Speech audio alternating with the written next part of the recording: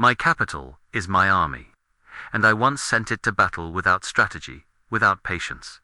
I lost millions that way, not to the market, but to myself, to the desperate urge to be constantly in motion, to the fear of missing a single move. That was my most expensive lesson. The market does not care for your hopes. It cares only for your cold, hard cash, and your discipline to protect it. I too once chased the fleeting illusion of quick riches. I too felt the gnawing envy of others' supposed easy gains, that burning desire for immediate profit, that dream of a life transformed overnight. It is a poison. It clouds judgment. It distorts perception. It makes you blind to the truth. The truth is, easy money does not exist in the market. Only disciplined money. Only patient money. Normal traders cannot wait. They see a small rise. They jump in. They see a small dip. They panic. They mistake volatility for opportunity. They mistake hope for strategy. This is why they stay broke. My greatest profits came not from action, but from inaction, from sitting, from observing, from waiting for the absolute, undeniable confirmation. Waiting is not wasted time. Waiting is work. It is the hardest work of all. The market demands patience. It demands solitude. It demands a mind free from the clamor of opinions, free from the whispers of fear and greed. Most traders cannot achieve this silence. Their minds are a battlefield of impulses. They dream of wealth, but they act on impulse. They seek freedom, but they are slaves to their own emotions. This internal conflict is their undoing. The 1% understand that the market is a game of probabilities, not certainties. They do not gamble. They calculate. They do not speculate on hope. They trade on facts. They have a plan. They wait for their plan to align with the market's reality. When it does, they act. When it does not, they wait. Their capital is a sacred trust, not a chip on a roulette table. Observe, analyze, wait, act decisively. This is the sequence. Anything else is speculation. Anything else is a gamble. Normal traders are always trying to pick tops and bottoms. A fool's errand. The 1% ride the trend. They understand momentum. They do not fight the tape. They flow with it. They understand that a market moving in a clear direction is a friend. A choppy, uncertain market is a trap for the impatient. I have seen men lose fortunes trying to be clever, trying to outsmart the obvious. The market's movements are rarely subtle to the patient observer. The signals are there, clear as day, for those who choose to see them without the distortion of their own desires. But desire blinds them. Greed whispers promises. Fear screams warnings, and they listen to these internal voices, not the market's truth. This is the core of their brokenness. They cannot separate their desire from their decision. They want the market to do what they wish it would do, not what it is doing. I learned, through bitter experience, that the market owes me nothing. It owes no one anything. It simply is asterisk. My job is to understand its nature, not to impose my will upon it. I understand the hunger, the desire to break free from the daily grind, to provide for family, to build a legacy. These are powerful, human aspirations. But when these aspirations become intertwined with market decisions, they become liabilities. They transform logical analysis into desperate hope. They turn prudent caution into reckless abandon. Many of you, I know, feel this struggle. The dream of profit battling the fear of loss. The desire for success clashing with the brutal reality of the market. This is the struggle of the common man in the market. And it is a struggle he almost always loses. Why? Because he brings his hopes and his fears to a place that only understands cold, hard data. He brings his emotions to a game that demands absolute emotional detachment. He seeks certainty where only probabilities exist. He listens to the noise, to the chatter of the crowd, to the tips and rumors, instead of the silent, undeniable language of the tape itself. The market speaks in price and volume, nothing else. Everything else is commentary, distraction, or manipulation. Normal traders are deaf to this true language. They are too busy listening to the voices in their own heads, the voices of their fears and their greed. They are too busy chasing the headlines. The next big story, the sure thing that always leads to ruin. My greatest breakthrough came not from a new trading system, but from a brutal, internal confrontation. I realized I was my own worst enemy. My emotions were my greatest liability. My desire for quick profits, my fear of missing out, my stubborn refusal to admit error. These were the chains that bound me to mediocrity, to repeated failure. The market was merely the stage. My internal battle was the drama. This drama played out in countless ruined trades, in moments of panic, selling too soon, in moments of greed, holding on too long. I saw the patterns of my own undoing. I recognized the same patterns in others, in the faces of men who lost everything because they could not master the man in the mirror. They wished for riches, but they acted out their fears. They dreamt of freedom, but they were enslaved by their impulses. The crowd, you see, is always a slave to these impulses. They buy on headlines, sell on rumor. They chase the hot tip, only to find themselves holding the bag. Their decisions are not born of analysis, but of anxiety. Their actions are not strategic, but reactive. This is why the market is a transfer of wealth, from the impatient to the patient, from the emotional to the disciplined. I had to learn to divorce myself from the outcome, to trade the market as it is asterisk, not as I wished it to be. This required a cold, hard objectivity. It demanded I silence the clamor of my own desires. My desire for a quick profit, my fear of a small loss turning into a large one.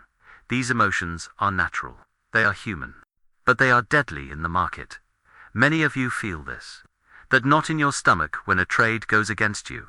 That surge of adrenaline when a position moves in your favor. You want to believe that feeling is intuition. It is not. It is merely emotion. It is the enemy of clear thought. It is the siren song that leads normal traders to ruin. You dream of transforming your life, of securing your family's future, of escaping the grind. And you bring these powerful, beautiful dreams into the market, where they are weaponized against you.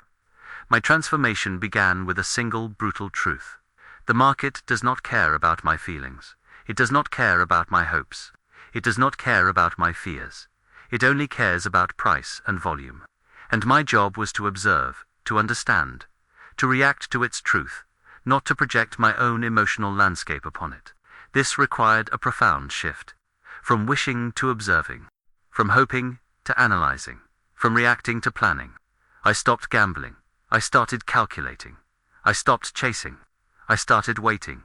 Waiting for the absolute confirmation. Waiting for the market to declare its intentions, clearly and unmistakably. Normal traders cannot wait. Their minds are a constant buzz of what if I miss out.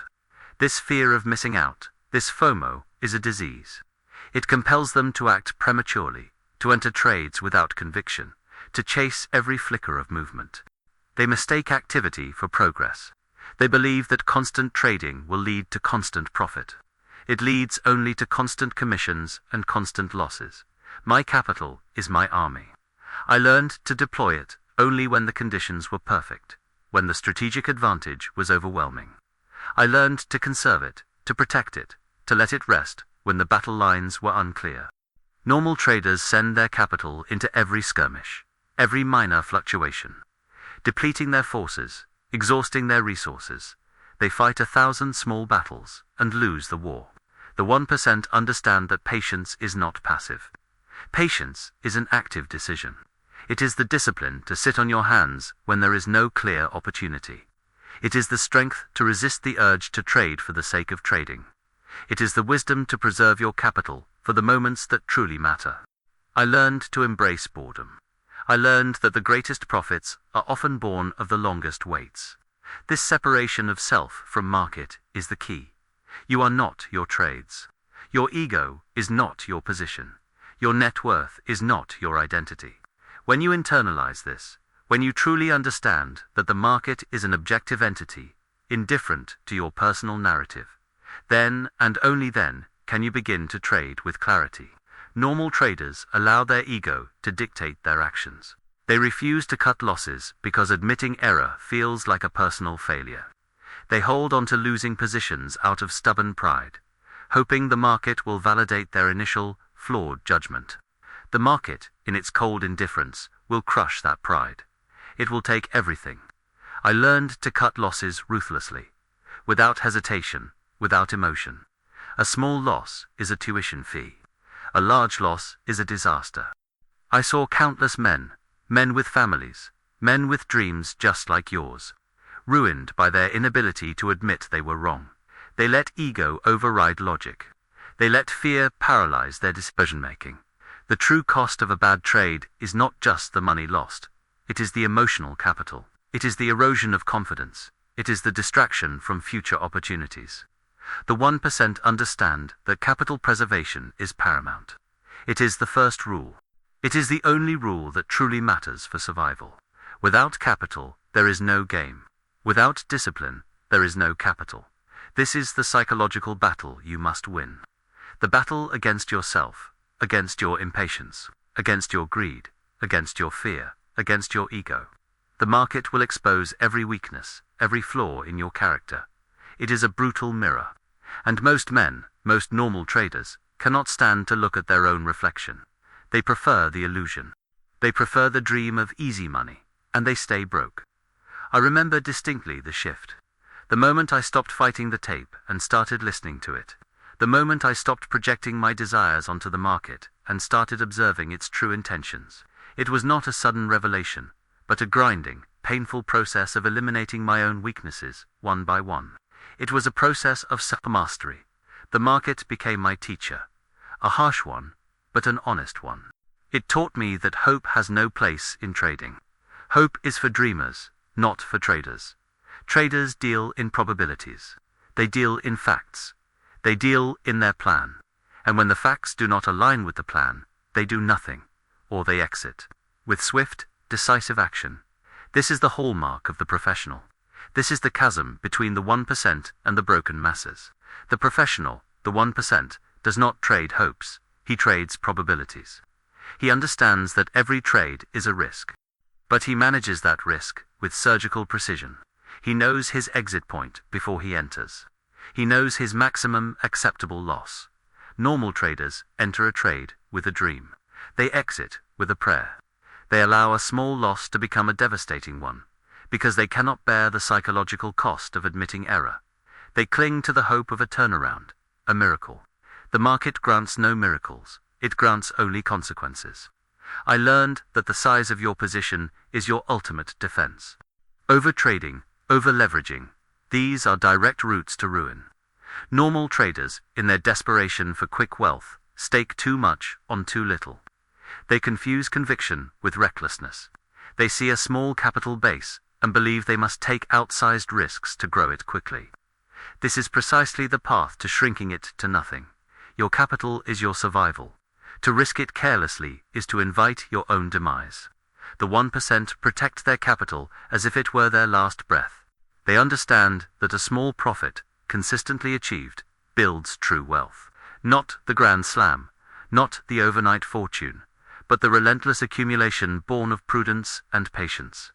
The market, in its essence, is a test of character. It strips away all pretense. It exposes the impatient, the greedy, the fearful. Most men cannot endure this scrutiny. They seek external validation, external tips, external certainty. They gather in forums. They follow gurus. They cling to the opinions of others. This is the herd mentality. And the herd, by its very nature, is always led to the slaughter. Independence of thought is not a luxury in this game. It is a necessity. To trade successfully, you must be a lone wolf. You must trust your own analysis, your own plan, your own discipline. The crowd will always offer comfort in numbers. But comfort is the enemy of profit. I often spent weeks, sometimes months, doing nothing. Just observing, waiting, letting the market reveal its hand. Normal traders find this unbearable. They feel compelled to act, to be constantly engaged. They believe that if they are not trading, they are missing opportunities. This is a profound misunderstanding. The greatest opportunity is often the opportunity to do nothing, to preserve your capital, to wait for the undeniable setup. This inactivity is not idleness. It is active patience. It is the discipline to resist the siren call of constant motion. Many of you feel the pressure. the pressure to perform, to show results, to prove yourselves. You see others posting their supposed gains, flaunting their temporary victories. This breeds envy. It breeds a sense of urgency. It pushes you to act when you should wait. It makes you chase the market instead of letting it come to you. This social comparison, this constant need for external validation, it is another chain that binds the normal trader. The market does not care for your ego. It does not care for your public image. It cares only for the truth of price action. My greatest teacher was the market itself, but only when I learned to listen. Not to the news, not to the rumors, but to the tape. The tape tells the story. It reveals the intentions of the big players, the true direction of the money. Normal traders are distracted by the noise. They consume endless analyses. They watch financial television. They drown in information. They confuse information with insight. The 1% filter out the noise. They focus on the signal. They read the market's language, not the commentator's opinions. This clarity of focus, this ruthless elimination of distraction, is a key differentiator. It allows the professional to see the emerging trend, the shift in sentiment, the moment of confirmation. While the normal trader is still debating the last headline, the professional is already positioned, or patiently waiting for the next clear opportunity. The market moves on fundamentals, yes, but it moves on human psychology even more. And human psychology, particularly in the crowd, is predictable in its irrationality.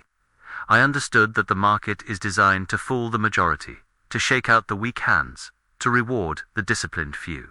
It is a constant transfer of wealth from the emotional to the logical, from the impatient to the patient, from the undisciplined to the disciplined. This is not a moral judgment. It is a statement of fact. The market is not fair. It is simply efficient in exploiting human weakness. The normal trader approaches the market with a gambler's mentality.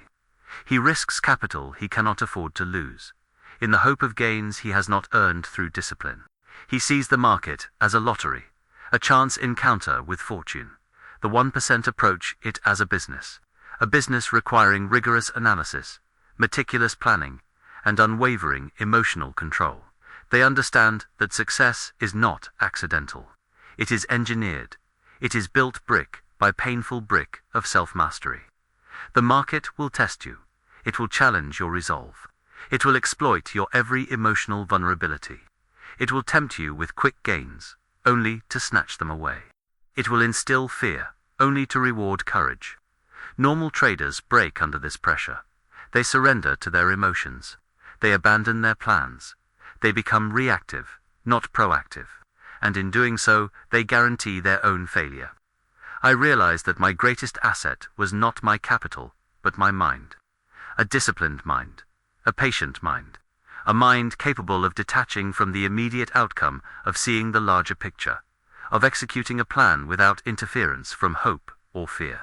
This internal fortress is what separates the enduring winner from the fleeting gambler. It is the silent, internal battle won daily. The illusion of easy money is pervasive. It is sold by charlatans, amplified by the media, and desperately sought by those who wish to bypass the hard work. But hard work in the market is not constant trading. Hard work is constant self-assessment. Hard work is the mastery of your own psychology. Hard work is the discipline to wait. This is the path of the 1%. A path of solitude, of brutal self-honesty, of unwavering discipline. It is not glamorous. It is not quick.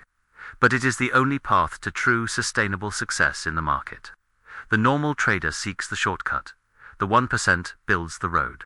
This road is paved with disciplined self-denial. It is lonely. This road is paved with disciplined self-denial. It is lonely. It demands you stand apart from the clamor, from the herd's desperate scramble. Silence your hopes, your fears, your ego. This solitude is not punishment. It is clarity. In the quiet, you hear the market's true voice, undistorted by desire or collective delusion. Ultimately, the market is an indifferent arbiter of truth. It rewards correct action, not effort. It cares for execution, not intention. Normal traders stay broke because they refuse this truth. They cling to the fantasy of effortless riches, the myth of the quick win, the illusion that the market will bend to their will. They fail to understand their greatest asset is not capital, but the disciplined mind that controls it.